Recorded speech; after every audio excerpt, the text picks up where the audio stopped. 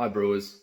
Recently I've been having a few issues with efficiency giving me a low gravity reading and final ABV. This has caused me to do some research on how to improve my technique. So today I wanted to share with you guys a few things that could be causing you a low efficiency, as well as a few tips on how to improve it, and also how to always hit your target gravity numbers.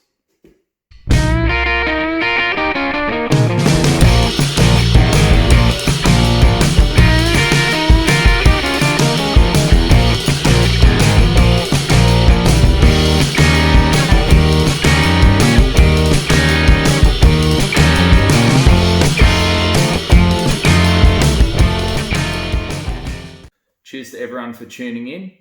Just a shout out to my new and existing subscribers. If you're new to this channel and you haven't subscribed yet, please hit the subscribe button so you don't miss any of my upcoming and new videos. So I've been brewing beers for a while now, and here and there I sometimes fall short on my original gravity or my OG, which can be frustrating in brewing. So some, they might fall short, by a little bit. Some will be by a mile. For example, I had a beer not long ago that I was aiming to be about 6%, ended up being about 5.2%. So that's a fair way off the mark in my opinion. So here are a few things that affected my process and things that little things I did to improve on my process. So grain milling and crushing. So are you not milling your grains enough? Have you been going to your homebrew store and I guess relying on how well they crush your grains? Lucky for me, my grain store, they mill all the grains pretty good, so I haven't had many dramas with any of the grain I've bought. I also do mill my own grain, so I have a little bit more control over what the end product is. So grains that aren't milled enough won't allow the water to extract all of the sugars from the inside of the grain. You'll also find grains that are milled too fine can cause you issues in your brew system, such as a stuck sparge or a stuck mash. But if you're using a BIAB system, fine grain isn't too bad. But the ideal crush on your grains is you want it to be finely crushed on the inside of the hull, and then you want to try and keep the hull intact with the particles or the parts of the grain inside, or mostly. It will act as a filter to help the water flow through a lot better, and then that way you can get a lot of those nice decent sugars out of the grain as well.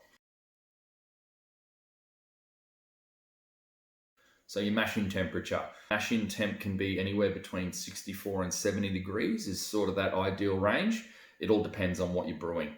I target for somewhere around 68 degrees. That's sort of been the consistent range that I seem to use, and it does okay. If the mash temperature is too low, you're not going to extract enough of those sugars, and same can be said for if it's too high as well. So therefore, if your temperature isn't right, you're not going to extract the right sugars, therefore giving you a lower gravity or a lower efficiency to what you were targeting for. So quick ways to heat up your mash you can top up some hot water on top of your mash. So maybe you've got the kettle on the boil, just have that ready while you're doing your mash. That way you can just quickly top up the water to bring that heat up a little bit, and making sure that you stir it through. The other way is you can heat your mash tun or mash vessel directly. That's by turning on the heat without going too hot, because you'll scorch the bottom of the mash and you don't want to burn your wort. While you do that also, just make sure you give it a quick stir here and there. But if your mash temp is too high, you can always add a bit of cold water to the mash. You can always add a couple of ice cubes to the mash. That's going to bring your temp down quite low. For cooling down as well, the best way I've found, if my mash has gone slightly over, is to just take the lid off, or just stir your mash up a little bit, just to sort of let a bit of that excess heat and it'll steam out. So you can do it that way. Same can be said for when you add water to heat the mash up. Same as cooling it down, you are going to be throwing your numbers off with your calculations. So you probably want to minimize that as much as you can. So sparging. My biggest improvement on my brew process has been my sparging method. I've always sparged too quickly. So the biggest tip I can give you guys is slow down your sparging. Sparging too fast doesn't give the water enough time to wash all the sugars off. So what you need to do to slow it down is it just allows that water to just wash those grains evenly. You can move it around and you get a nice consistent wash. So I sparge for about 15 to 30 minutes. That seems to be a decent range. I think before that I was going like 5 minutes flat and I was just dumping the water in, letting it drain, dumping it on. You need to just slowly pour it on, slowly apply it so that it's just trickling through. I've read some forums and videos and stuff like that suggest you go longer. You go like 30 to 60 minutes. In my opinion, that seems a bit too long, but there's nothing wrong with, ensuring that you're getting all those sugars out. But yeah, 15 to 30 minutes seems to do a good job. And in all seriousness, it has vastly improved my efficiency. So make sure you slow your sparge down. Beer calculators not calculated properly. Beer programs are a great tool for using for brewing. I personally use Beersmith. There's other ones out there. To be honest, I don't know the names of them. Brewer's Friend, I think, is another one. If they're not calculated properly, they will not work with you, and that can be a problem.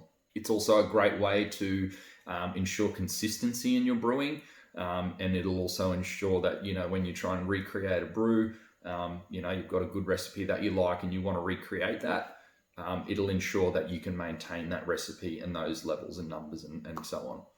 So the program needs to be set up properly to avoid, miscalculations in your process.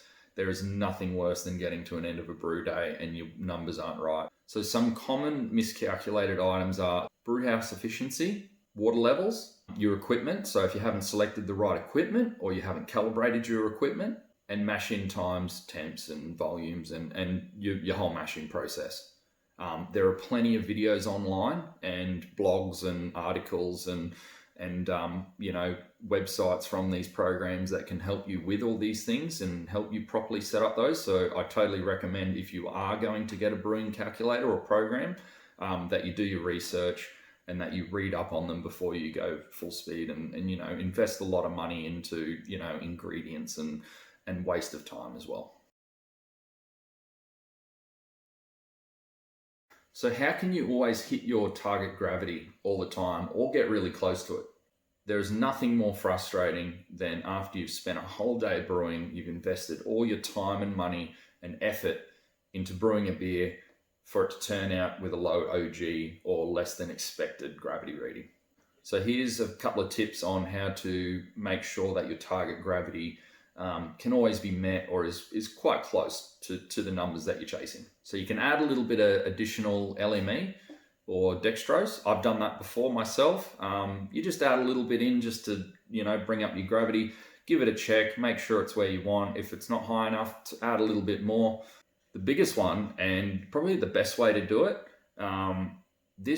this technique is commonly used for commercial breweries, but a lot of home brewers are now starting to implement this control as a good way of always hitting your OG. Overcalculate your OG and then dilute it with water. Assuming you're using a brewing calculator, you have the ability to put in your ingredients, adjust and check all your volumes, and then you'll get like a calculated gravity reading. That's probably the gravity reading that you want to be able to achieve that alcohol volume that you're aiming for. So it's recommended that you overcompensate your ingredients or your volumes by 10%. So let's say you're using 5 kilos of pale malt. We'll then add in 5.5 kilos of pale malt. So if you're wanting a gravity reading of, say, 1050, what you need to do is overcalculate that gravity reading. So target it for, say, 1056 or maybe 1060. Why? Because you can top it up with water, diluting the total wort and bringing down your gravity reading. So bring it down from a higher gravity reading down to your target gravity reading. So there's a calculation I keep coming across. I've seen it referenced all over the internet. blogs, forums, videos, you name it, it's on everything. So I didn't come up with it. So what you need to know is what the current volume of your wart is, what the current gravity reading of your wart is, and what your target gravity is. So in the calculation, only the last two numbers of the gravity would be used. For example, if your gravity is 1050, you would use 50 in the calculation. If your gravity is 1060, you would use 60 in the calculation. If you're going for a higher gravity and your target gravity is 1120, then you would use the numbers 120. Hope that makes sense. You use your current volume times by your current gravity, and then you divide it by your target gravity. And that will equal the total liters of wart needed to reach that target gravity. Next, you take the volume required for your wart, then you minus your current volume of wart, and then what that will give you is what you need to dilute your wart with to achieve your target gravity reading. And that's it, guys. I hope these tips help with your next brew day. This is all just research I've come across. If there's anything I've maybe misled you guys with, or there's something you're unsure of, hit me up in the comment section below. And cheers for tuning in. Appreciate it. Thanks for tuning in again, guys. I hope you enjoyed the video. If you haven't already, please subscribe and like this video, and check out all my other videos as well. Keep enjoying great beers, guys. Cheers.